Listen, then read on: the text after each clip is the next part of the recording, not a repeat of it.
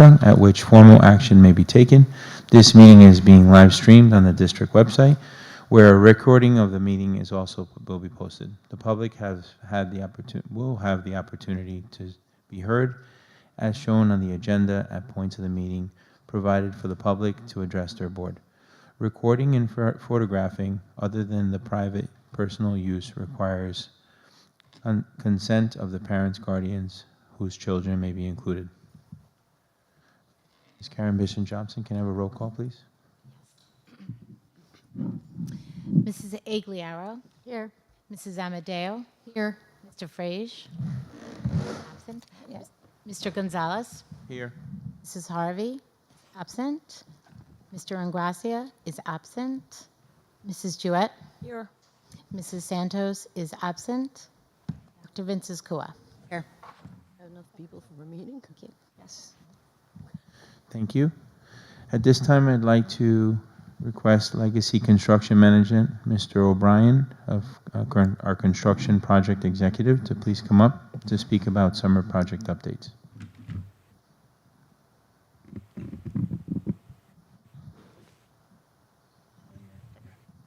Oops, I got a typo there at the beginning.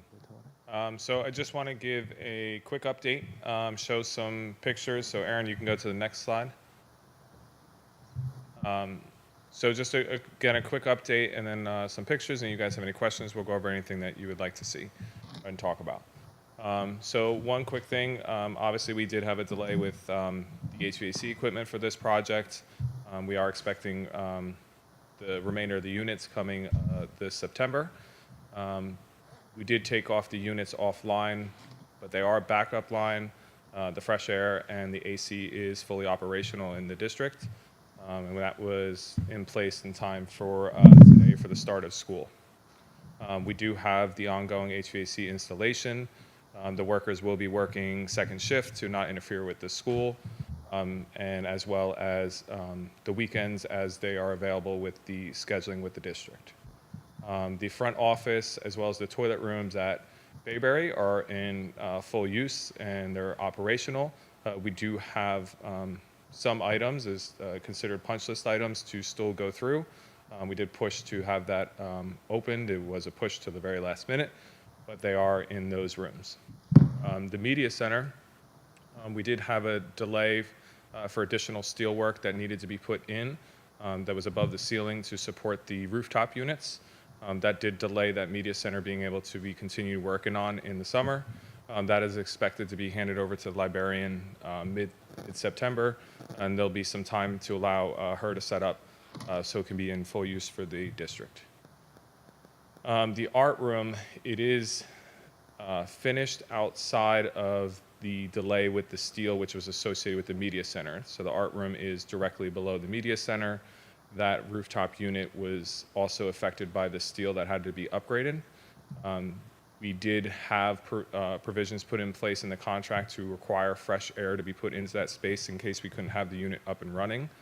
Unfortunately, the windows in that art room are fixed windows. They were existing. And the door to the exterior is part of the egress. So it limits us with the ability to put machinery in there to bring in the fresh air. We did have units come in this afternoon to do it. The art teacher was in the room. We plugged in the units. She did confirm that they would not allow her to teach in that environment because of the noise on the units. So we are actively trying to find temporary measures to get that room opened up. She is making accommodations within the district to continue the art class. I'm communicating with the administration on those updates to make sure we can get into that as soon as possible. The units are on site. They have been installed on top of the roof. They were done this past Tuesday. So now we're working quickly to get the electrical hooked in as well as the controls so we can get the fresh air going. Both gym RTUs, those have been installed. The startup was done on those units. The interior ductwork is actively being done as we are standing here right now. But the units are running. Valley View Gym, if you went in there, the AC is running. Even with the ductwork not completed, it still brings the fresh air as well as the AC into that space. Woohoo! And at At Bayberry, they're also over there finishing up additional ductwork, but that gym space as well has the fresh air requirements as well as its conditioned space. And then, Aaron, if you want to go to the next couple slides, what I did here is just show some before and after photos. This is of the art room. This was the storage area that was part of the art room. Or not part of it, but off to the side of the art room. This is a different angle looking out to the hallway. This is now the new entrance into the art room during the construction time. That's a photo of the back storage area looking into the art room. This is now the finished area with the new floor and the cabinetry into what used to be that storage area. We took down the wall and put in the supports. That's the new hallway going out to the corridor. This is looking from the other direction out into that space. And these are the new furniture into the art room, into the space. This is the additional view going into there. We do have some boards being installed tomorrow. This was the existing main office. These are some new cabinetry put along the corridor wall. This is looking at that same initial angle with the new furniture and the desk setup. This is the Valley View gym. Obviously, it's hard to tell, but there was a lot of work that went in there, and I know there was some concerns about the status of that's taken last week. But the gym has been fully cleaned, bleachers been cleaned, all the bleacher padding has been wiped down by third-party professional cleaners, and it gets cleaned up on a daily basis for use the next day. This is the new sinks put at the Bayberry, outside the Bayberry toilet rooms. That was the existing bathrooms going into the kindergarten classrooms. These are the new bathrooms with the new tile. Those at the bottom there, you'll see the border obviously not put in place. That tile was a special order tile that got delayed. We expect that in the next week or two and will be installed. There is no safety concerns with that. That's just sheetrock at the bottom there. There's no exposure to any screws or nails to cause any concern. Both toilets and the sinks and the inspections have passed, so those sinks and the toilets are fully operational as well as the electric in those rooms. That's a space into the classrooms, and the next slide will show you the finished casework. And finally, that's just a different angle of the casework. There's a lot more, obviously, additional work that went into these, but ductwork, showing ductwork, and other stuff isn't, I don't think, pictures that people want to see. A lot of the rough electric and the plumbing that was done, as well as on top of the roof with all the supports and the steel work. Any questions from board members? So there are two classrooms that are currently not in use, is that right? Art and library, is that what you said? Yes. At Valley View? Correct. Are they running in other spaces? What's happening with those classes? My understanding is that the art room is up and going and they're using other space. As far as the media center and the library, I'm not sure what they're doing for that. Karen's here. If Karen wants to answer. I said Karen's here. Leave your head around this. You want to run the building too? So we've moved all the art classes in here. It's right next door, so it's very easy for Anna to get her materials here so the kids aren't missing out on any projects. And there's sinks back here, so it's good. As for the library, all the books are still housed in my old office, so they're just waiting. But Ms. Berg is still working with teachers on different units and things like that and planning interdisciplinary units. And she's also just kind of planning out how she wants to tackle this once it's all ready for her to get in. But there's no formal library classes at the middle school. It's mostly like sign up and collaborating with other teachers. The one thing she does do at the beginning of the year with 5th and 6th graders, mostly 5th graders, is acclimating them to the library, how to use the library system, what resources are available. But that's all going to be brand new, so she's probably going to do it with every grade level. Fingers crossed in October. So, Okay. good questions. I have another question. Sure. Just wondering, because there's clearly a lot of work done over the summer and up until now. Can you talk a little bit about how our budget's looking for all the projects together at this point? Are we ahead? Are we behind? Are we saving money? Are we going to be able to finish out everything we want to do? How is all that looking? So we are still actively under the construction projects.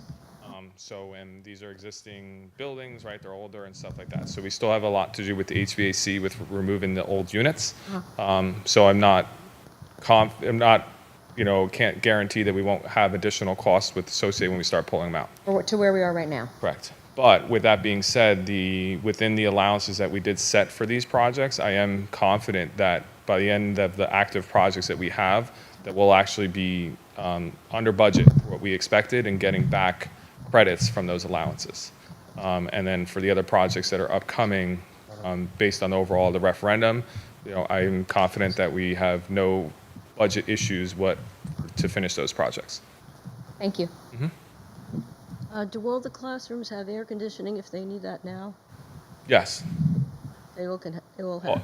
All outside of the art room, which is not Right. going because of the RTU, and as well as the media center. The big areas should have air conditioning. Yeah, I was personally there till about 7 o'clock last night, checking all the classrooms and confirming it, and the plumbers were making sure all valves were turned on. So I left there about 7:30 last night, and all the classrooms had the AC running.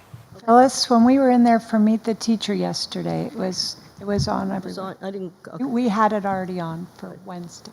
Okay. Mr. O'Brien, I just wanted to thank you. This was a short summer for me. It feels like it went by so fast, and it's to get so much work done in such a short period of time. Personally, from personal experience, I know it's not easy. So I want to thank you for your work, and I look forward to what's ahead because I know there's still some stuff to finish. So that's awesome.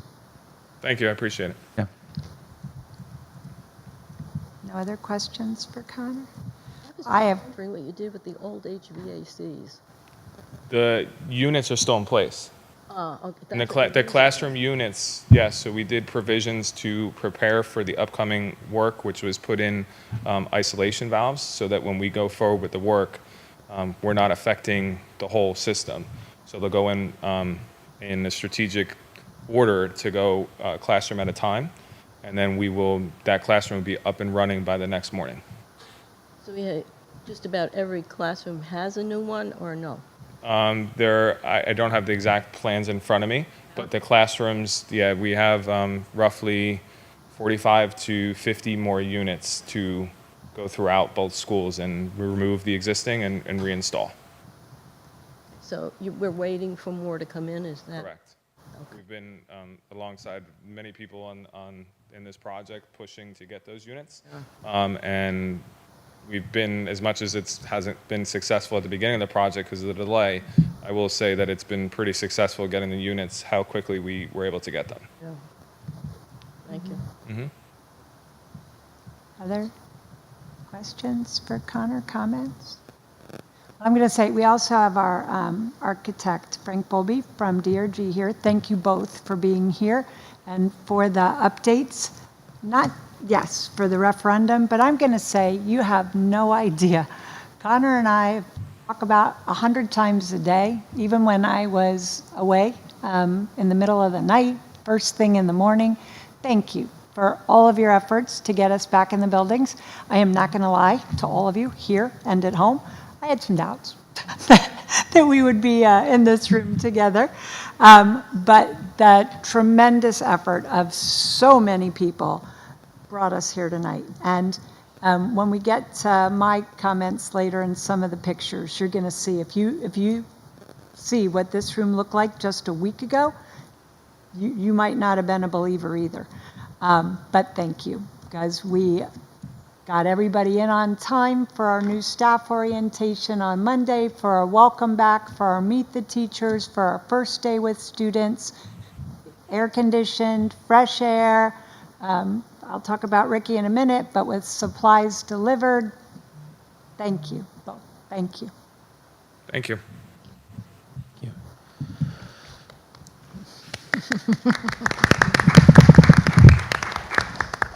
This time I'd like to call Mr. Toda up, Director of Special Services, please.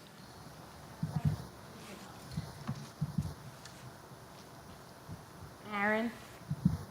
There we go. I didn't know which one he was going to put up first. So I have two presentations for us tonight. The first is the 2022-23 Local Special Education Profile Report. This is the one that I get to present every year with 14 indicators from the Department of Education. Indicator 1 is a secondary success indicator related to graduation rates. And because we're a pre-K to 8 district, we have no data available for this indicator. Indicator 2 is another secondary success indicator about dropout rates, the percent of individuals with special education programs who dropped out of high school. And again, because we are a pre-K to 8 district, we have no data available for this indicator. Indicator 3 looks at achievement in ELA and math. It looks at participation and performance of children with individualized education programs on statewide assessments. So this chart here is the participation chart. You'll see 4th grade ELA participation, 8th grade ELA participation, high school ELA participation, which we have an N. That means we have no data there. 4th grade math participation, 8th grade math, and high school math participation. Where you see the asterisks, that means that our data from our district is too small. We don't have enough students with IEPs in a particular grade level that took the assessment to report it publicly. So it's protecting their privacy. This is the way that the Department of Education gives the reports to the district. The next slide is still indicator 3, and it looks at proficiency rates. So the same areas, 4th grade ELA, 8th grade ELA, high school ELA, 4th grade math, and 8th grade math. It compares the local results to the desired outcomes, the state target, and gives us the difference in a percentage. And this slide has proficiency for students that took the DLM. The DLM is the Dynamic Learning Maps. That's an alternate assessment that some students are eligible to take. For 22-23, we have no data reported by the state. And this slide gives the proficiency gap for each of the proficiency areas on the previous slides. Indicator 4A looks at rates of suspensions and expulsions. This indicator displays whether the Department of Education has identified the district for having a significant discrepancy in the rate of suspensions and expulsions of greater than 10 days in a school year for students with disabilities, and we have no data to display. And 4B is still looking at suspensions and expulsions. This one looks at whether a significant discrepancy in the rate of suspension and expulsion among students with disabilities is in specific racial and ethnic groups, and if the district policies and procedures contribute to that discrepancy. And again, we have no data for whatever reason. This time they put a dash instead of an N. I don't know why. In indicator 5, we're looking at least restrictive environment. In this indicator, it's school-age children, aged 5 through 21, who are in kindergarten through high school, and what settings they're being educated in. So are they in the regular class for 80% or more of the day, less than 40% of the day, or in separate schools, residential facilities, or homebound hospital placements? And again, that's compared to the state target in the charts. Indicator 6 is looking at the same topic, least restrictive environment, but for our preschool age children. Are they being educated in a regular preschool setting, a separate special education setting, or a home setting? And comparing that to the state target. In indicator 7, we were not in the preschool child outcomes cohort for the state of New Jersey in 2022-23, so we have no data to report. Indicator 8 looks at parental involvement, and for 2022-23, we were not in the state cohort, so we have no data to report. Indicator 9 looks at equity. Has the Department of Education identified the district for disproportionate representation of racial and ethnic groups in special education and related services? That is a result of inappropriate identification, and the results from the state say no. And indicator 10 is also looking at equity. Has the Department of Ed indicate the district for disproportionate representation of racial and ethnic groups in specific disability categories? That is the result of inappropriate identification, and again, the state has reported we have not. Indicator 11 is a compliance indicator, child find. This indicator looks at the percent of children that the district has evaluated within the state established timeline of 90 days from the date of parent consent for an initial evaluation. The state target is 100%, and for 2022-23, our local results were 92.86%. Indicator 12 looks at compliance again in early childhood transition. This one is looking at the percent of children that are aging out of Part C, or early intervention services, before the age of 3 who are found eligible for Part B or preschool services and have an IEP in place by their 3rd birthday. The state target is 100%, and we have no data reported from the state. Indicator 13 is looking at secondary transition.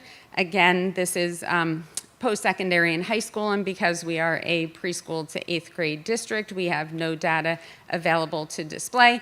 But I like to put this one in because for our parents that will be aging up with their kids to the high school at the age of 18 and above, IEPs need to include all of these components. And indicator 14 is the last one, post-school outcomes. Are students with disabilities exiting school prepared for work, post-secondary education, and independent living? So again, because we are a pre-K to 8 district, we have no data to display. And our determination for federal fiscal year 2022 is that the district meets the requirements. The total points we were awarded on the bottom chart were 19 out of 20 possible points.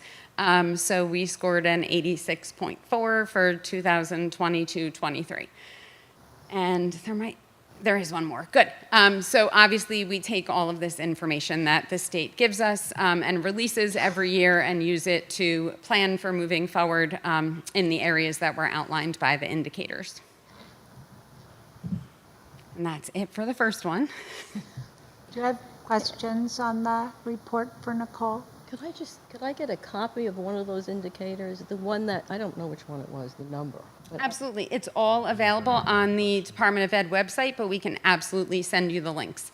So not the presentation I just gave, but there's a one-page fact sheet on each one of the indicators, what it's looking at, how the points allotted are totaled. We can send you the link. Because I was looking at the ELA and the math scores, and I really wanted to see that. Absolutely. It's really the one I'm interested in. I understand. Send me the whole thing.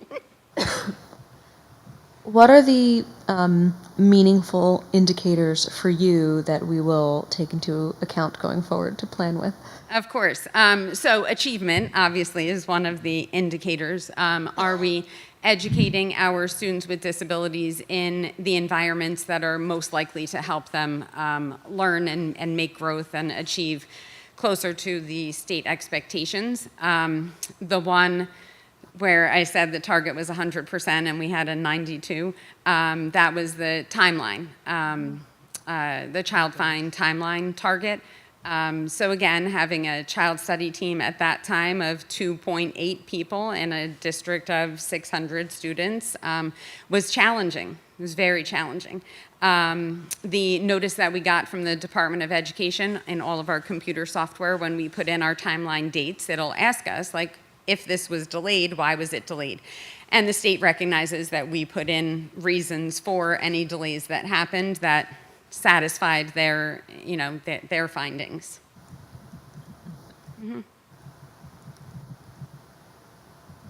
Okay, so we have another you. presentation. The 2024-2027 Language Instruction Educational Program 3-year plan. This plan comes to us in the form of 100 multiple choice questions for the most part. I will not be asking you all of the 100 questions, but they're broken down into a number of areas that the plan must include. How do we identify multilingual learners in preschool through 12th grade? How do we describe our program, the number of staff we have, the curriculum, the evaluation design, how do we review the process for students exiting from ML status, and then our budget. So, Aaron, there we go. There is a multi-step identification process that includes a home language survey that can be taken at home, over the phone, or in person, and can be done in an adult's primary language or in English. There is a records review and a screening if applicable. So when a parent registers a child online in Genesis, that's the first step in our process. We have Genesis set up to alert a number of staff in district if any parent registers with a home language or a primary language other than English. We all get an email automatically from Genesis that says you need to take the next step in this process. In addition to that, as part of the registration process, our front office staff do meet with our families coming in. Our classroom teachers are involved in the identification process. Our ESL teachers are building principals, and our bilingual program coordinator or supervisor, which is me. Our program. The list on the top are all of the program options for language instruction. The English as a second language only is highlighted because that is the program that we are currently using. That meets the requirements for the number of students we have that are eligible for ML programs, and also the number of students and the languages that they speak. The criteria for selecting the program and placing students into the program is laid out in the description. The school schedules are coordinated to ensure that our students have access to the full curriculum and that our students are eligible to engage in the school-based extracurricular activities that are available. The last bullet I put there because a bilingual parent advisory committee is established and consists primarily of parents of multilingual learners does not apply to us because we have an ESL program only. The staff. So this part of the plan talks about us having a plan for hiring the appropriate number of certified teachers to staff the programs that we need. It looks at the total student size that was reported to the state in our New Jersey Smart October 15th snapshot. At that time, it also asked if we identify preschool students, and the correct answer is yes, because that's required. The district size as of October 15th snapshot was 20 students who were eligible for English as a second language instruction. And this part of the plan also looked at the home languages of those students to make sure that we didn't meet requirements to change our program at all. So at that time, we had 77 total certificated staff members. We had 0 bilingual, bicultural teachers, and we had 2 ESL certified teachers that were serving in the role of an ESL teacher. In this district, sheltered English instruction training is not required of the staff, and staff do participate in socio-emotional and/or culturally responsive teaching and learning. The curriculum. So our multilingual learners must be provided with equitable education opportunities that assist them in achieving the English language proficiency and learning the content state standards. So the curriculum uses the WIDA English Language Development Standards, as well as allowing access to advanced courses where applicable. Again, the next one I included because it does not apply to us. If we were a 912 district, we would have to look at and answer additional questions about the state seal of biliteracy. Evaluation design. So this includes consultation with all stakeholders, the review of formative and summative evaluations, district performance reports, accountability profile, the access for ELL results that are analyzed by the domain, reading, writing, listening, and speaking, and also by grade, and the ESSA indicator progress towards English language proficiency. For much of this, we did not meet the N size of 20 students in ELA or math in order to report on those progress indicators. So while we had a total number of students, total number of 20 students, we didn't have 20 students in each grade level or in each way that the data could be reported. The last accountability year was 22-23, and our multilingual learners did not meet the chronic absenteeism indicator. And I think this is an important one. Our general education teachers do have access to the WIDA Access for L scores and ELP indicator data so that it can inform their classroom instruction. And students exiting from multilingual learner status, they must demonstrate readiness to exit the program. That includes having a 4.5 or higher on the Access for Ls. That's scored on a 6-point scale, and the English language observation form. Once a student exits from ESL status, they are monitored for 2 years to make sure that we made the right decision in exiting them from that level of support and that there's no gaps in their content knowledge. The average time a student has spent in our program here is 3 to 4 years. 15% of our students that exited, 15% of our students exited in the last 3 years. None of the students that exited were re-identified within 2 years of exiting. And again, we did not meet the N size to report on their English language arts or math achievement. And the budget.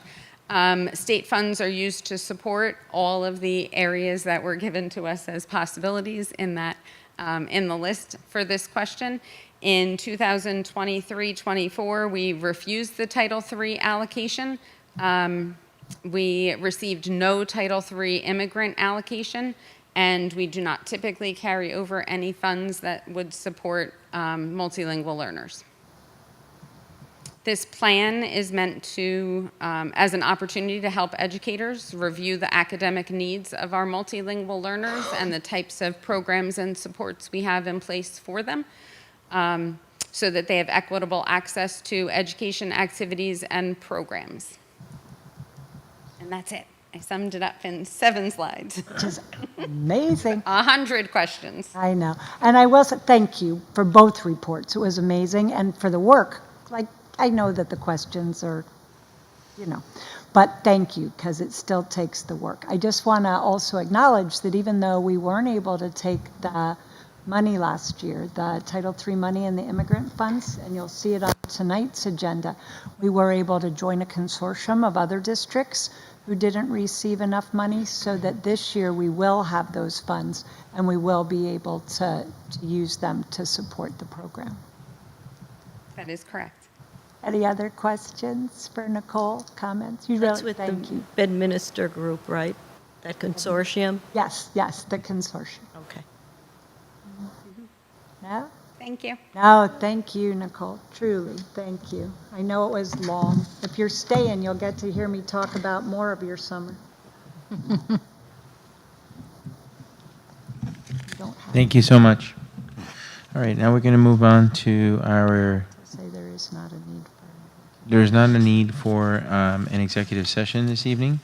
Now we're going to move on to superintendent remarks and district And I update. have Mrs. Kidd. Are you doing that? Yeah, I didn't know you were staying. I told poor Denise was so tired. She was so tired. She asked. That's why I was surprised to get you I know, I back. just texted Thanks my dad for and told him being to here. feed the dogs, that I was going to fall asleep, so it's all Thanks good. for being here again every day. Of course, of course. So good evening, everyone. Welcome to the new school year. This is a principal's report for both Bayberry and Valley View. We began the summer with a new staff orientation, which was enthusiastically attended by our new staff members. We are thrilled to welcome Ian Cafferly, Miriam Redzi, Mackenzie Fawn, Kathy Zimmer, Bianca Martino, Hans Winberg, Gabrielle Lombardi, Catherine Keegan, Ashley Burer, and Samantha Gale as our latest Watchung Borough School District family members. We did have some staff that was busy doing some prep work and starting to write over some curriculum over the summer, and curriculum committee will show more about that, and you'll see on the agenda that we have those members getting approved for their hours. Our teachers returned to school on Tuesday for the first of 2 in-service days. Our staff enjoyed a breakfast on the first day, generously provided by our PTO and Board of Education. Thank you so much. It was such a nice treat. Our days were packed with training and resources about the school, the district goals, mandatory safety training, and so much more.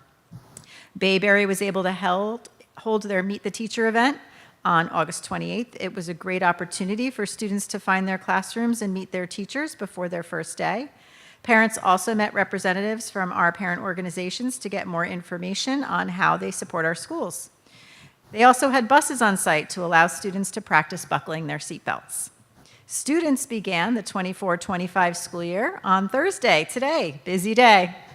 At Valley View, students were greeted with an updated main office. They got to peek at the gorgeous art room. An added bonus was the cafe furniture generously donated and set up by the PTO. And we were also excited to receive VEX robots from WEF for our robotics program and student planners for both schools from CPAG to help the students stay organized this year.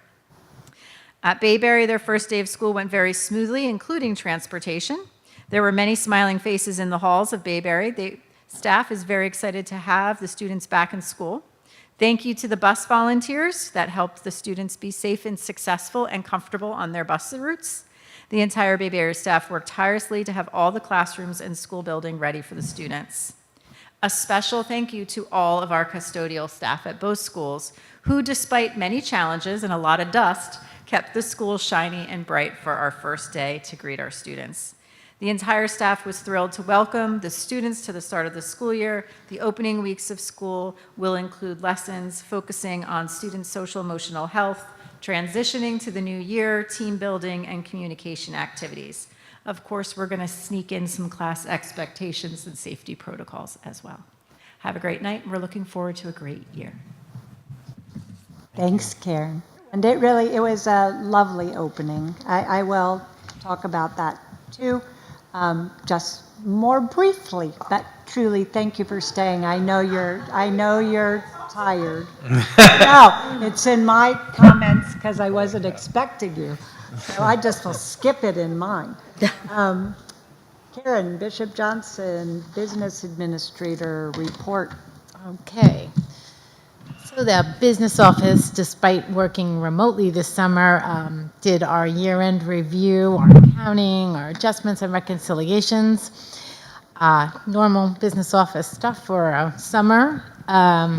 We were able to institute a new credit card payment option for parents.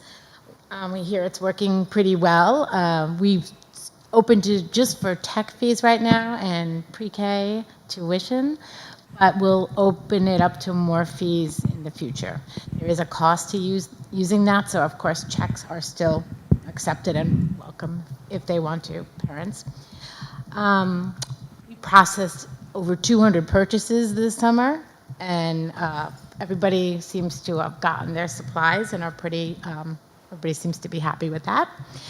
We sent out free and reduced applications this week. You may have seen them. I'd like to ask people to please apply, even if you're not sure if you qualify, because the applications affect our state aid. So if we could do that, that'd be great. And I think that's it. Nothing else for the business office. Oh, you guys work so, they are small but mighty. Let me just say, you don't get to see them front and center very often. Most of what happens is behind the scenes. Trust me, small but mighty. That's what I'm gonna go with for this. Sounds good. For today. So again, Connor and Frank, thank you. Aaron, I don't know if you are ready. So, ladies and gentlemen, that is what this room looked like last Thursday. Wow. And somehow it was completely set up in here for breakfast on Monday.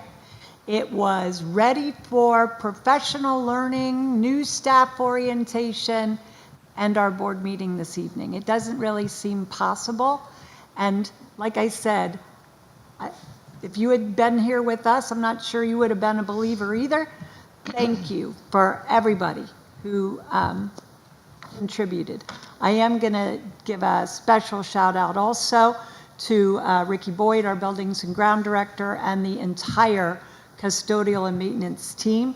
They're amazing under normal circumstances, but when I tell you 7 days a week, long hours, frustration that their work was blocked or had to be redone, accepting deliveries, delivering mail remotely, all with a single-minded focus on getting us into these buildings on Monday, safely making sure that it was secure for Bayberry and Meet the Teacher, and today when we welcome back to all of our students.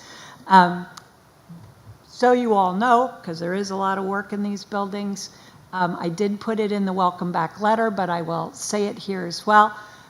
We did do air quality tests in both schools for all of the allergens, mold, asbestos, everything that you could think of before we allowed any of our staff or students back in the buildings on Monday.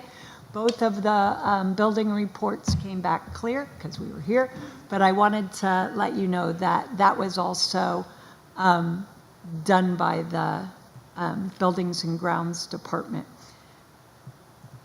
It is not, you heard Karen say this, our teachers will tell you, it's not as shiny and perfect yet or the way we've come to expect it. For me, when I walked in, it was like the Wizard of Oz. It was like when it went from black and white to full color. I think it's beautiful. So all of you, thank you for everything you have done, what we still have to do. We are grateful. And Aaron back there, also have to acknowledge our one-man band technology manager who somehow, not just getting this done, but managed to support every Chromebook, iPad, smartboard, projector, here being at the board meeting, and just for fun as a font of pop culture and movie quotes and keeps us all laughing, which we appreciate. It was a busy summer, not just with the construction. Nicole didn't talk about this, but we ran our ESY program in Long Hill this summer as a shared service. Even though you heard from Nicole on some other topics, she and her team worked diligently to collaborate with Long Hill, with our families, to offer a seamless program, and they also offered before and after care this summer with that program. A big lift, so thank you. As you know, pretty excited about this. We were successful in expanding our shared services agreement for busing with Watchung Hills Regional High School District. A tremendous amount of time has been spent to review and address the issues from the beginning of the last school year, so they would not be repeated when we return today. And with some minor exceptions, today was a really strong start. I am thrilled to tell you that on the 6 routes we had last year, all of our drivers elected to return to their students. It was pretty fun to see how excited the students were to see their drivers. We were excited to see them as well. Both bus companies ran their routes in advance. They were prepared for our students today. And at the Meet the Teacher event yesterday, we had 2 buses, one with the harness, one with the lap belts, for our students to practice buckling and unbuckling. I could not actually believe how many children wanted to be on the bus. It was a lot of fun. And as one dad said, he shouldn't have promised ice cream. The bus was good enough. So that was another positive. And all of those things came from our conversations last year, as well as our transportation town halls. Today, we also were able to have certified parent volunteers riding the buses morning and afternoon. That will also continue tomorrow. Look at those faces, I can't stand it. That's from the buckling and unbuckling. We also have a new addition to our team. That's Kelly Sheehan. Kelly is now the transportation coordinator K-12. Really long day for her today. We will have her in person another day. But Kelly has more than 10 years of experience in the role of transportation. She's already contributed to what I will say has been a strong start today to the busing year, and we are already all looking forward to working with her. Welcome, Kelly. Her contact information is going to be added to the website. Just a note for everybody. If you have already sent us an email or a text or called about your bus stop or another concern, we have already charted all of those.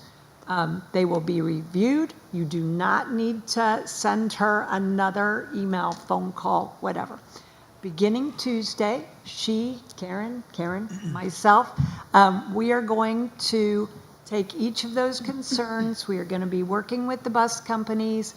We will be going to each of the stops that have been identified and on the routes where there are places where we need to be maybe at a different stop area or on another side of the street. We will be doing that starting Tuesday. We will make any needed changes to accommodate safety and security. I also, there's Officer Mike. That's good timing. Ooh, what a bad picture of me. Hi, Officer Mike. But I also want to thank Chief Anderley, who worked with me on what will be our first Nixle alert, reminding the community members that schools are back in session, the laws for stopping for our buses when you can keep going, Aaron. You don't have to stay on that one. When the lights are on and the arm is out. We also had officers at each of the schools this morning, patrol cars on the road with the buses, very successful partnership with our Watchung Borough Police. I also want to thank our parents. You know, during all of our conversations last year, during our transportation town halls, there were concerns raised, and people would say, oh, we called you, you know, and I kept saying, what you need to do when you see something, right? See something, say something. Please call the police. Nice face, Karen Kid. See something, say something. When you, this is serious though. So funny. Not that I don't appreciate the fun, but this is serious what I'm about to say. It's important. We have asked everybody, when you see something, say something with an unsafe driver or an unsafe bus practice, to please call the police and report it. If you call me, there's nothing I can do. It's usually too late. This morning we did already have a report of an unsafe left turn. We were able to address that immediately. So thank you, parents, for following up on that. It does make a difference. I know you don't think when I say those things that we mean it. We really do mean it. I will say, even with all of this preparation, there are still going to be some adjustments, right? To the timing, to the routes, maybe even to the stops. Even in Genesis, as you know, we've told this in the past, we're repeating it. The times you see for this beginning, right? They could be plus or minus 10 minutes either way. Don't think just because your bus wasn't there at 8:01 that you missed it. Just be patient, please, while we refine the routes and gain our consistency again with the schedule. If there are any changes, we will notify you. I did promise Mrs. Bickner and Mrs. Kidd, although you can speak for yourself since you're here, this morning, except for one bus, everybody was in their classrooms on time. This afternoon, all the buses there and ready to go by 3:45. Where's my frog parent who was positive I wasn't telling the truth? Home by 4:15, frog bus. So again, that won't be a daily, right? We were lucky today with traffic. We didn't have PSE and G on the roads, but very, very pleased with how today went overall. Want to give a big shout out to Vince and Hanny from Durham Bus Company. They were on site at the high school, middle school, and Bayberry this morning and this afternoon, and for the input from both companies on the routing. again, we're very, very fortunate to have our same drivers from last year. They went through routing and went through already some changes. Our drivers today already with ideas of things we need to do. They will go back to their supervisors, and working with the transportation coordinator, we'll be able to continue to work on those things. So thank you to so many people that have made that happen. We will continue every day until we get this to a place where we feel it's safe and consistent, right? And we'll continue these conversations if we need to going forward. Karen already shared about some of our opening events. You got to see some pictures from new teacher orientation, from our professional learning, and from our opening day. Again, thank you to the PTO and our Board of Education for breakfast for the staff. It set such a lovely start to be able to welcome everybody. Manny spoke for the board. We had PTO speak, WEF speak.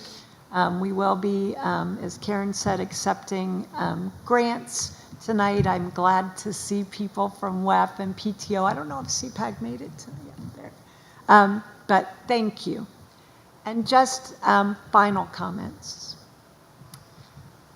I really want to, this is my 1-year anniversary, by the way. I don't know if you know that, but I want to thank and acknowledge the Board of Education, not just for our Monday breakfast or whatever.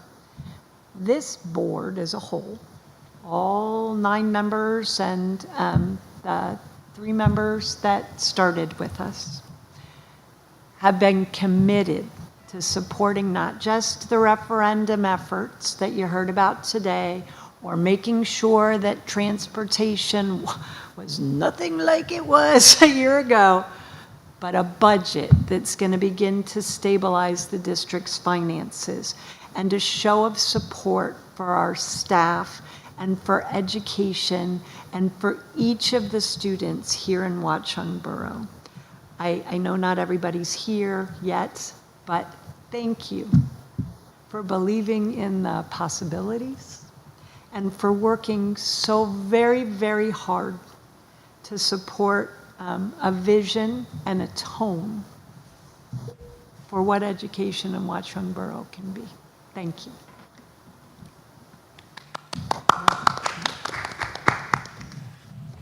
Thank you so much.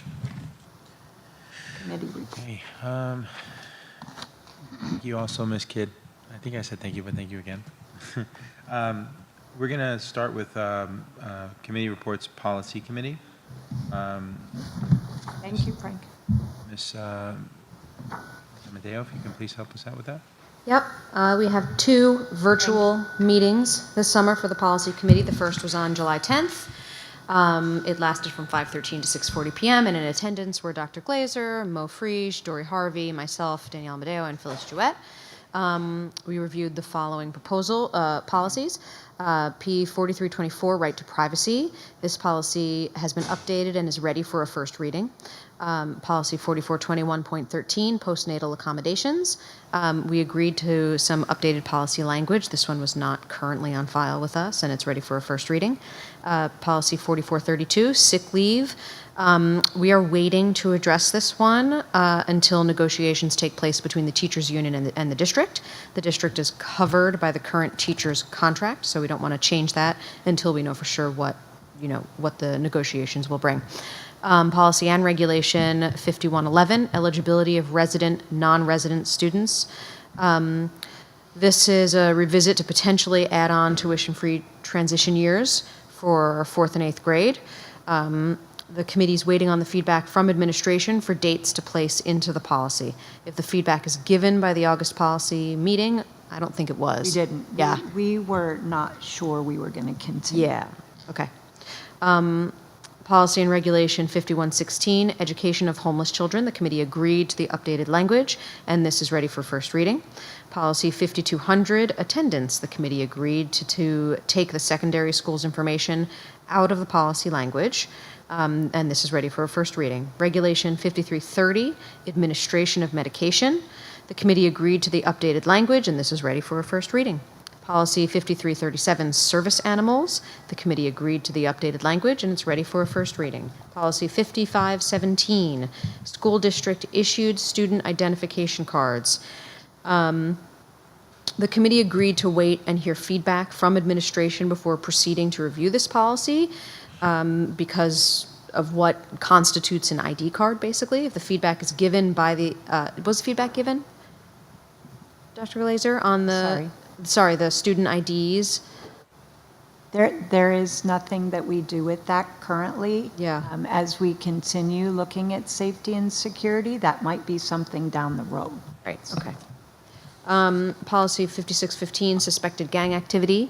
The committee agreed to the updated policy language, and it's ready for a first reading. And then 5570, sportsmanship. This is also ready for readoption as is. Things to follow up on. Policy 3261, dress and grooming. The superintendent provided the committee with an update. Based on the update, the committee requested for feedback from the administration. And we'll hear from the next document, because I forget what's written there, what happened there. Let's see, honorary student achievement. The committee decided not to adopt this policy because it doesn't apply to us. That's policy 5440. Policy 7510, use of school facilities. We need more time to work on the policy language for this one, and we'll bring it back to the committee. Policy 4161, examination for cause, left off first reading list in May. This will be up for first reading and for tonight. Potential board agenda items. A couple of policies and regulations are on the agenda for a second reading, but none of the committee members received feedback from other board members on any of the topics. And then new business, we talked about a board goal of training. A committee member updated the committee on gathering feedback from board members regarding organization and scheduling board training. And this was accomplished during the summer. Onward to the second policy committee meeting, August 14th, from 5:11 p.m. to 5:42 p.m. This was also virtual. In attendance, Dr. Glazer, Mo Friege, Dory Harvey, and Phyllis Jewett. And Manny, I believe, was in attendance. I was absent. What was discussed? Policy 4218, use, possession, and distribution of substances. The committee agreed to the added option, and this will be on the agenda for this evening. Policy 5755, equity in educational programs and services. The superintendent will contact Strauss Esme to find out if the board needs to vote to abolish the policy, and if there is an additional policy to take place of this one. We'll receive feedback shortly. Policy and Regulation 3212, attendance. The committee agreed to the language, and this will be on the agenda tonight. Regulation 6112, reimbursement of federal and other grant expenditures. 2 issued dates for this regulation. So we agreed to the language in the current policy, and this will be on the agenda. Policy and Regulation 7102, site selection and acquisition. This was currently missing from our website. The committee agreed to the language, and this will be on the agenda. Policy 8330, student records. The committee agreed to this, and it will be on the agenda. Policy 8350, records retention, same thing. We agreed. This will be on the agenda. Policy 5750, equitable educational opportunity. The committee agreed. This will be on the agenda. Policy 5841, secret societies. The committee agreed to this language, and it will be on the agenda. Policy 5842, equal access of student organizations. The committee agreed to this language, and it will be on the agenda. Policy and Regulation 7610, vandalism, revised. The committee agreed to this new language, and it will be on the agenda. There's nothing for follow-up. Potential agenda items. There are a couple of new policies and regulations for a second reading. None of the committee members received feedback. And new business, we received a legislative update from Dr. Glazer. And we looked at a cell phone policy from another district and asked the committee to review it and compare it to what we currently have in our next meeting. Superintendent updated the committee on all back-to-school activities, and that's it. Thank you. All right, now we're going to move on to personnel. Mrs. Vincescua, if you can please help us with that. Sure. The Personnel Committee had 2 virtual meetings, one in July and one in August.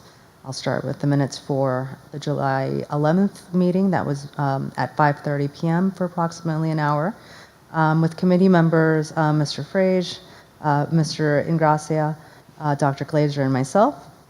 There were items that were reviewed from administration in relation to vacation day carryover.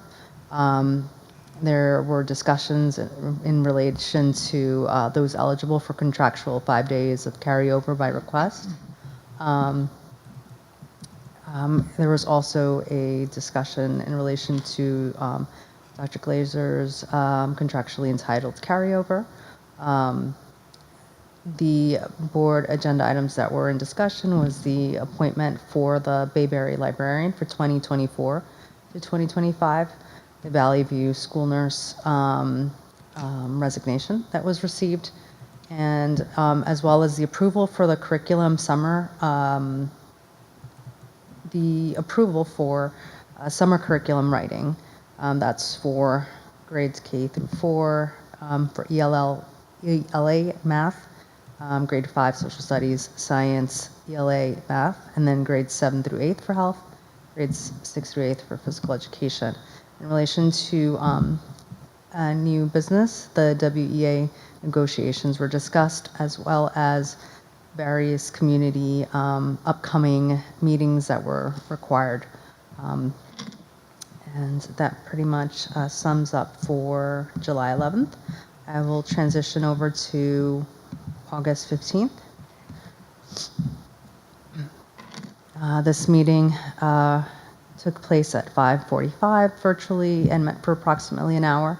The committee members, Mr. Frage, Mr. Ingracia, Dr. Glazer, and myself were in attendance. And so there were various administration items that were reviewed. In summary, there were various challenges to hiring staff to find leave replacements, both at Bayberry and Valley View. And on the positive side, there were several amazing candidates, but as they received tenure-track positions or longer-term leave positions, unfortunately, we're losing them to other districts. And there was an ongoing commitment to continue the interview process and being quite hopeful that we would be fully staffed prior to the start of the school year, which was today. And so there were also additional discussion items in relation to that Bayberry librarian position for 24 to 25. Again, the nurse resignation from Valley View and the various summer curriculum writing. There was a continuance in terms of the WBEA negotiations, and again, the discussion of community events that took place towards the this month, tail end of this month, and welcome backs for staff and teachers. And that is the summary for Personnel Committee. Thank you. Thank you. Now we're going to move on to curriculum. Ms. Chouette? Okay. We also had 2 meetings, one in July and one in August. On Thursday, July the 11th, from 4 to 5:07, this meeting was held virtual, and our members were myself, Phyllis Jewett, Chair, Dory Harvey was there, Fatima Santos, administration, and guests were Dr. Glazer, Karen Kidd from Valley View, and Nicole DeToda, our Director of Special Services. The committee reviewed the following agenda items: local special education profile. We just went through that. There was a presentation today, so we don't have to. This is basically addressing grades 9 to 12, and that doesn't affect us. Now, NJDOE Language Instruction Educational Program, that's the LIEP 3-year plan, 224 to 227. That was presented tonight. This addressed the ESL students where English is a second language and when our schools meet the criteria for additional resources. Chapter 27, Emergency or Remote Instruction Program Plan. We'll have a plan in place if we ever have to go remote in an emergency situation. Bayberry School now has an experienced librarian. She's working on organizing the library and is interested in attending Watchung Library meetings. 6th grade schedule. Principal Kidd developed a schedule to meet the needs of students transitioning to 6th grade. Students taking French or Spanish will be able to have equal amounts of time for PE, study skills, and the language of their choice. Curriculum writing. Is in the preliminary stages. It will be a work in progress during the school year and be ready for adoption by spring. This summer, teachers are doing prep work, reviewing programs for math and ELA for grades K to 5, social studies and science for grade 5, health for grade 7 to 8, and physical ed for grade 6 to 8. And that was for that date. Now I have August 15th. All right, this meeting was held from 4 to 5. It was also virtual. And the committee members were myself, Phyllis Jewett, Chair, Fatima Santos via cell phone, Manuel Gonzalez, President, Board of Ed via cell phone. Administration and guests were Dr. Julie Glazer, Denise Fichtner, Bayberry Principal, Karen Kidd, Valley View Principal. Items from the administration. Curriculum review is ongoing and up for approval in September. Bayberry and Valley View Professional Development Plan. Every teacher has a PDP, Professional Development Plan. Standards have been updated for reading and math. Weaknesses are targeted through professional development. Data used to measure progress includes iReady assessments, writing pieces, and other assessments chosen by the teachers. Professional development is funded through grant money and Title II. Multi-year administrative goals are being drafted, and we had potential board agenda items, the presentation of the special education profile, which we saw tonight, presentation of the LIEP 3-year Board of Ed approval. Now we have emergency virtual or remote instruction plan approval. McKinney-Vento agreement. This law provides a homeless child access to school. And this basically was what we discussed. And then we had some new business.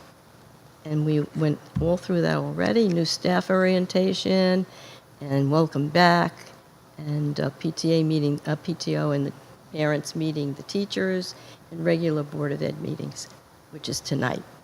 And that's it. Thank you. Thank you. Mrs. Aguilera, can we have operations? Sure. Just bear with me. I just realized I'm the only person from operations here. I wasn't planning on reading this. I got them open if you want me to do it. It's okay.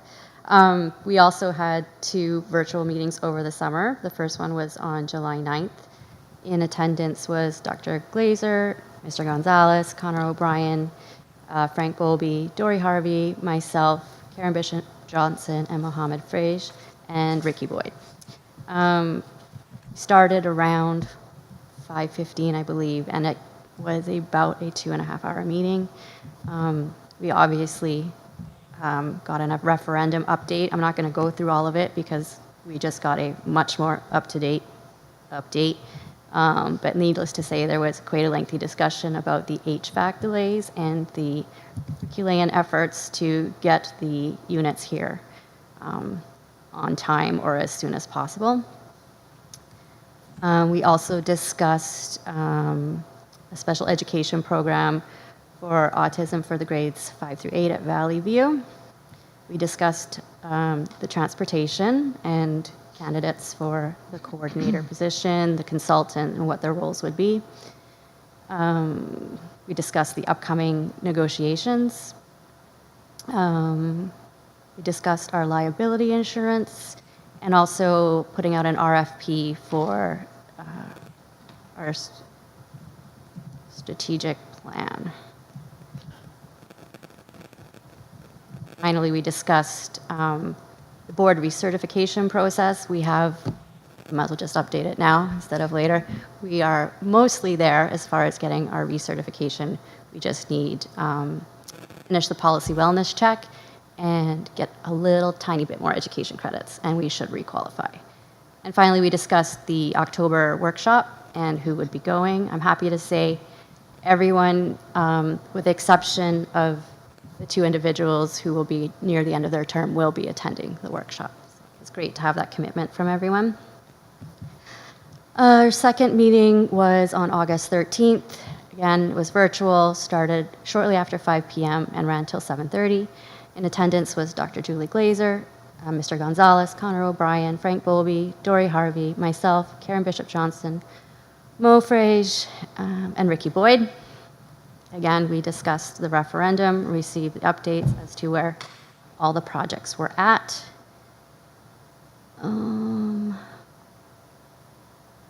We also discussed some extra help for the business office, which I believe is on the agenda tonight.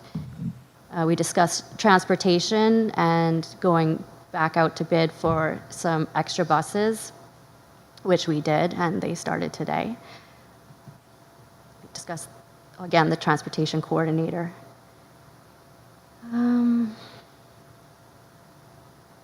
We had an update from the business office. We discussed the out-of-district contracts that we're getting, the Spectrum contract.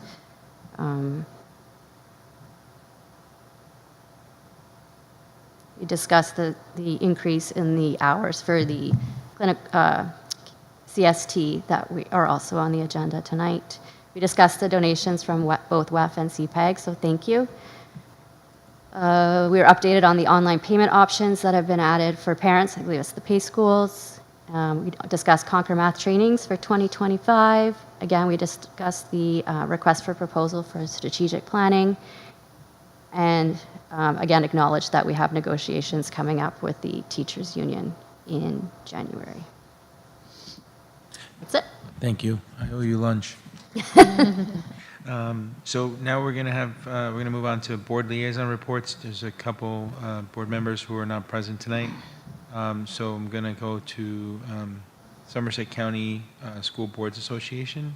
Amadeo? Yep, there are 2 training events coming up that I am hoping to attend, so I can report back, but others may find this interesting as well. On October 10th in the evening, there is a hybrid meeting on the potential of AI in education and preparing schools for a future with AI. What date is that? That's October 10th. October 10th? And then on November 18th in the evening, there will be a meeting on improving school climate for students, a little bit more general. So I'm hoping to attend both. I think the AI one might be really interesting. And Phyllis has already registered for that one too, from our policy committee. So you Great. can, maybe you can collaborate there too. Awesome. That's it? Okay, great. Thank you so much. Okay, and we're going to do just one more, because again, oh no, we're going to also do one with you, Dr. Glazer. So Ms. Guglielmo, if you can give us a School Boards Association update? Sure. Not much to update over the summer, except just to make sure that everyone's aware that our field representative has changed. It is no longer Gwen Thornton, it's now Patty Reese. And she's available by email and by phone. Gwen was promoted to the director for I the was state, wondering. So I feel like I need to say, it's not like she disappeared. She Congratulations was to her. promoted to a statewide level, doing directing professional learning for boards for the state. That's awesome. It is. She was wonderful, and she'll be missed. She is wonderful. Yeah, she Gwen, if you heard that, you're wonderful, you'll be missed. if we can move to, my eyes are crossing, MUJC. Oh, the Morris Union Jointure Commission. This liaison report, for whatever reason, was not on all of last year. I don't know if you know this, but I am a board member of Morris Union Jointure. I go to monthly meetings, and there hasn't been a report. We are a consortium. It's not just me as the board. I think there are 20 superintendents from Morris County, Union County, right? And because we are taking advantage of those special education, right, services and partner with them, I'm one of the board members by virtue of that. Our first meeting is coming up in September, and I'll start sharing information from them. That's awesome. Thank you very much. Now we're going to move on to community engagement. If anyone here is, I have an update from the Somerset County Educational Services Commission from Dory Harvey. oh, They had a meeting of the Representative Assembly and Board of Directors on August 7th. Mr. Harold Dunsavage gave his superintendent report. Their extended school year program was underway and providing services to almost 70 students this year, which is an increase of nearly 30 students. Experienced staff members will instruct and counsel students to provide a supportive extension of the regular school year. In addition, with the increased number of intakes conducted throughout this summer, it is anticipated that they will start with a strong number of student enrollments in September. They are in process of relocating their special education transportation department from the central office to a new location. The leasing of the space was necessitated due to the growth and expansion of the program. This will enable them to continue to add additional personnel to meet district demands. In addition, their non-public/public programs department will be relocating to a new space as well. This will enable them to repurpose their former office space at the school into an additional classroom for their incoming students. It is estimated that the school facility modifications for additional classrooms next summer could cost around $500,000. They are investigating the cost of replacing the roof, and this could range from $800,000 to $1 million. All items under their finance, transportation, personnel, and policy passed. They are all available for the public to review since it is a public board meeting, and the next meeting will be on October 2nd. That's it. thank you very much. Okay, now we're going to move on to community engagement. If we can have someone from PTO.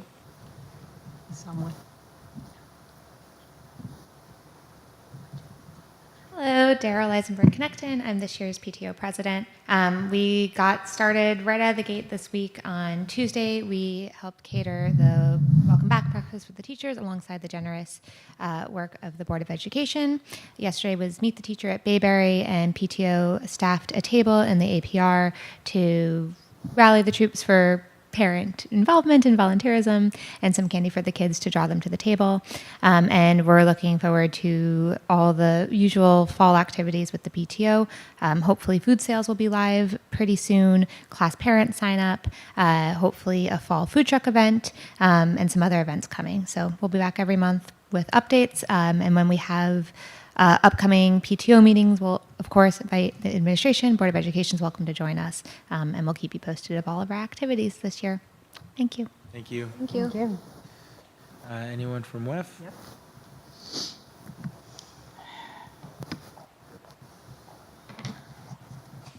Hi, everyone. Welcome back. You too. Angela Mealy with the Watchung Educational Foundation. And I just want to thank everybody. And I'm just amazed at all I heard about all the construction. I know that's probably a private citizen comment, but just on behalf of WEF, I know, and the students, I'm really happy to hear everything that's been done and all the work on the schools. So I'm excited to actually see that.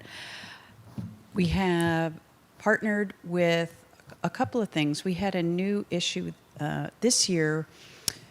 We partnered with the borough on a block party event, which was a lot of fun, and it was kind of a new twist for a fundraising event, and we're going to continue to explore opportunities with them to do future fundraising. So that was really a fun thing over the summer. One of the things that you're all expecting is our trunk or treat. We have that on October 26th on Saturday, so mark your calendars. I know that's a fun event for everybody. And looking to November, we have our Friendsgiving, which is kind of our give back to the school here. And then in Bayberry, we have the pretzel delivery there. And as was already mentioned, we worked with Mrs. Kidd on the robotics program to upgrade their whole robotics program. They were able to start for this year. And we also had, I don't know if it had been mentioned previously, some musical instrument expansion for drum and the stand and things like that. Anyway, we look forward to continuing with our grants and partnering with you and the teachers and the schools to continue the extracurricular activities and financing for some of those things that the schools are not currently able to afford. Thank you. Thank you.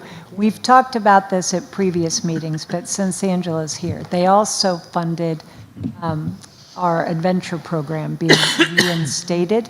So when the Valley View Gym is complete, the adventure course people will come and reinstall everything. So that program will be returning for our 5th through 8th grade Yes, students. absolutely. We could not have done that without you. Thank you, thank you. Absolutely. And we'll be excited. I know you're excited to see it. And I know We're that the excited I to think be they've done done. the training actually for the. So, yes, the training teachers happened. has right? happened, The right. teacher was trained, they're but ready to now we go. have to get the equipment back. No. And I'm hoping, Connor, I hope you're hearing me, I'm hoping that in October, we're going to be able to invite the community in. Ribbon cutting, I don't know what to call it. Yeah. Showcase.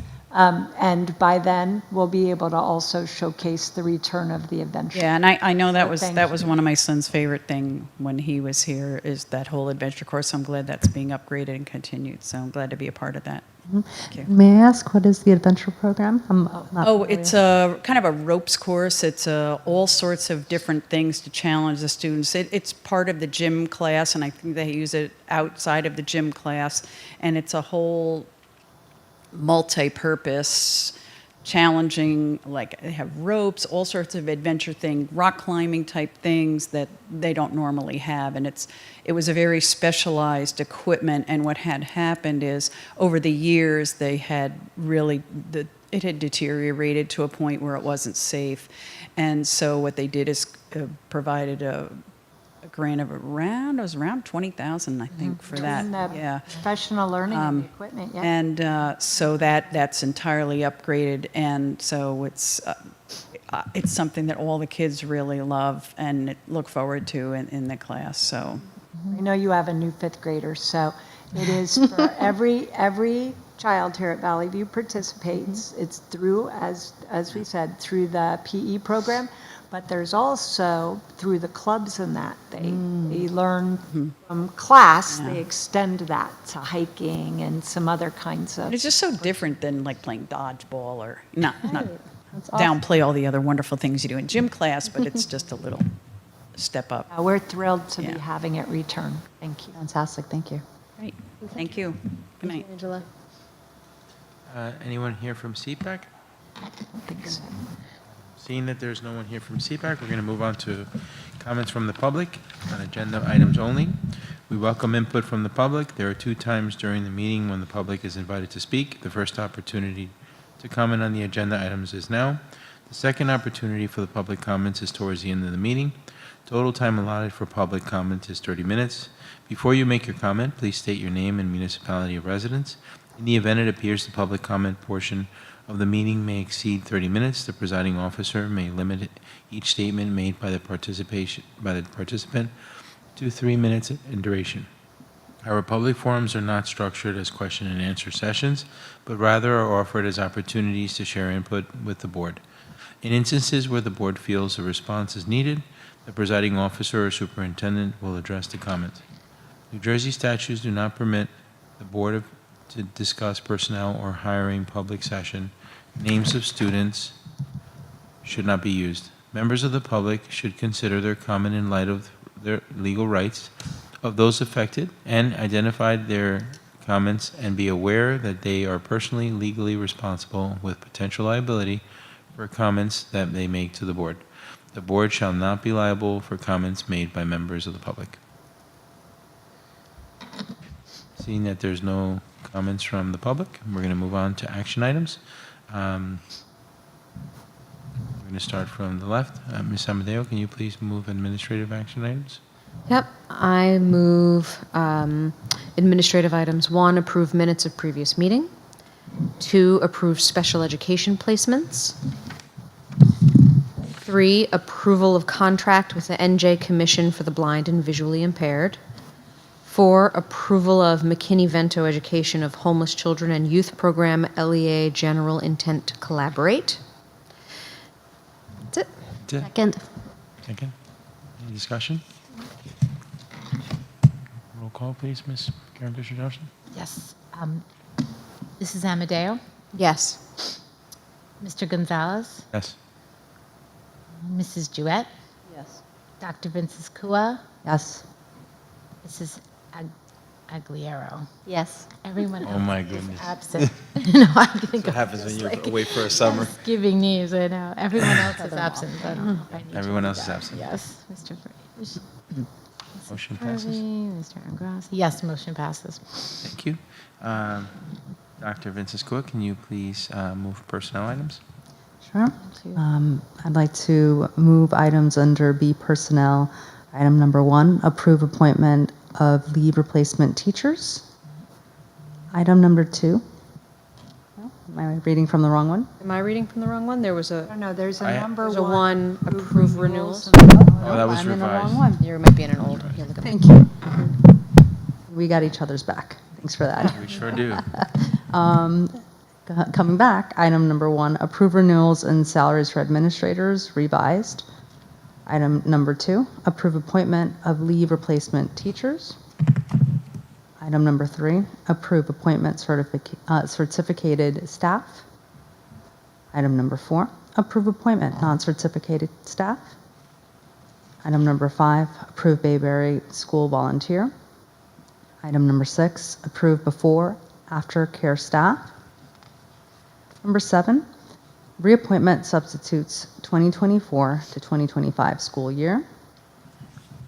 Item number 8, appoint district substitutes 2024 to 2025 school year. Item number 9, approve school summer curriculum writers. Item number 10, approve special services office staff. Item number 11, approve leaves of absences. Item 12, accept resignation. Item 13, approve termination of employment contract. And that's the final item. Second. Any discussion? Roll call, please. I had one question You have one question? about the Bayberry School volunteer. Is that like an aide? So this person has been volunteering for a number of years, which is kind of nice. The person actually works right with Ms. Dakota to be part of the program, a beloved volunteer. Okay. Dr. Vinces Kua, Yes. Mrs. Jewett, Yes. Mrs. Amadeo, Yes. Mrs. Aguilera, Yes. Mr. Gonzalez. Yes. Okay, motion passes. Okay. Ms. Aguilera, could you please move to operations and finance?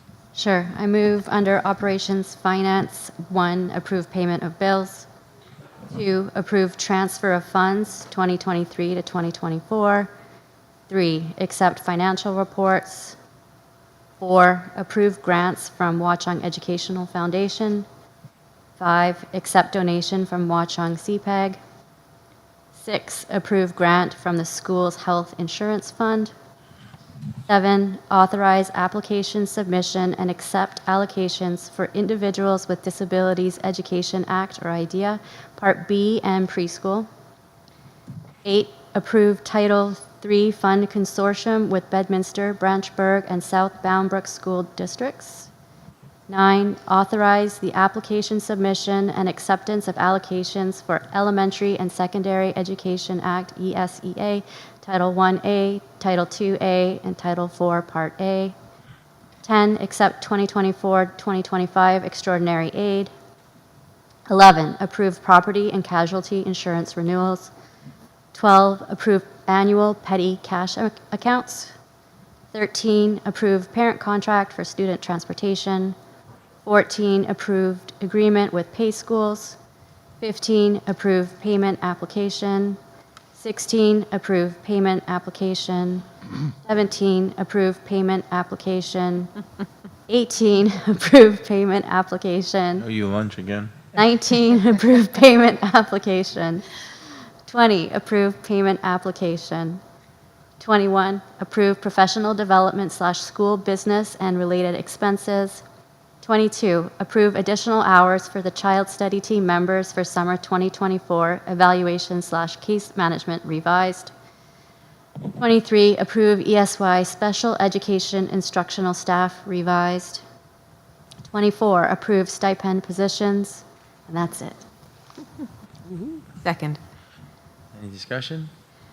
Would it be possible next time for all the different approved payment applications, next time something like that happens, to say approved payment application for X, so that we know what they are as we're reading them out, just so it's clear for audience, like to have that written into the document? If you read the resolved part, you would see approved payment application number 2 to H&S Construction for Bayberry and Valley. Right, just knowing that the You'd have people, to read it, yeah. right, there's no way to simplify it as a highlight. Just knowing that we read these, just these high-level pieces for people who are watching, you know, so they understand what it is. So you're saying put it in Want me the to redo it? title. She could, No. yeah. No, you don't have to. No, I think it's fine, just, you know, it's unclear, It's because we weren't here all summer, so we're basically, instead Right. of paying 1 month, we're Right. paying 2 months, but for each of the, or, 2 months approving each project. So one Bayberry, one Valley View, HVAC for both, so. I think what you're sharing is just maybe as title. part of the title, that it may Right. be, like, item number 19 was in relation to the application number 3 to the Northeastern Interior Services for toilet room. We could do that. It might be a little lengthy, right? Good one, too. We Pick can the best do. one. Roll call, please. Sorry.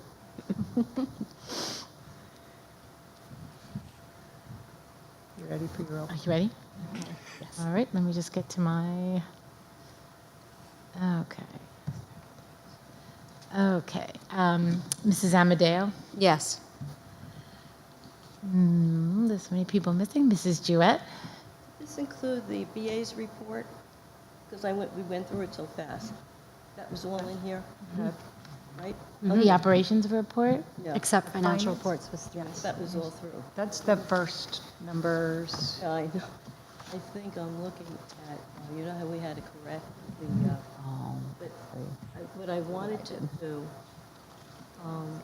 accept the financial report. I'm going to abstain on that, only because I didn't have enough time to go through all this, and I really felt I wasn't doing my due diligence if I didn't. So I'm just going to abstain on that. And which one? Which number? Um, 3, accept financial yeah, reports. that one.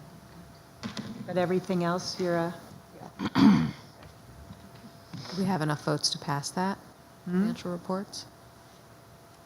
it's an abstention isn't, No, okay, so we're okay on, okay.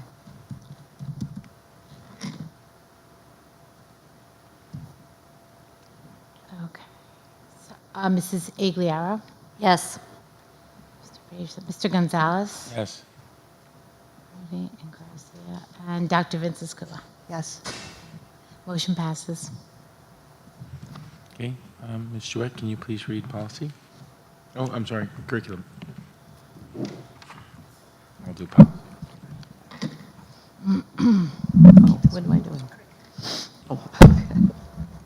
All right, now the way I have it on here is I have curriculum 1, LIEP 3-year plan approval. Is this correct? Okay, I just want to make sure I'm on the right one. 2 is emergency virtual or remote instruction program plan approval. And approve the 2023-2024 Chapter 27 emergency or virtual instruction plan. Second. Any discussion? Yeah. Roll call, please. Okay. Let's see. Mrs. Jewett? Yes. Dr. Vincescua? Yes. Mr. Gonzalez? Yes. Mrs. Amadeo? Yes. Mrs. Agliaro? Yes. Motion passes. Okay, I'm gonna do policy. I move 1 first reading, and I move 2 second reading. Put the easy ones for myself. Just kidding. Is there a second? Second. Any discussion? Roll call, please, Dr. Vincent. Mrs. Agliaro? Yes. Mrs. Amadeo? Yes. Mrs. Jewett? Yes. Dr. Vincescua? Yes. Mr. Gonzalez? Yes. Motion passes. Okay, great. So now we're going to move on to board business. To report? Okay. And now we're going to move on to comments of the public one more time. Nope. Okay, no comments to the public. May I have a motion to adjourn? Motion to adjourn. Second? Second. All in favor? Aye. Aye. Right. This meeting has adjourned. Thank you. Right by that. It's a long agenda, and we're done like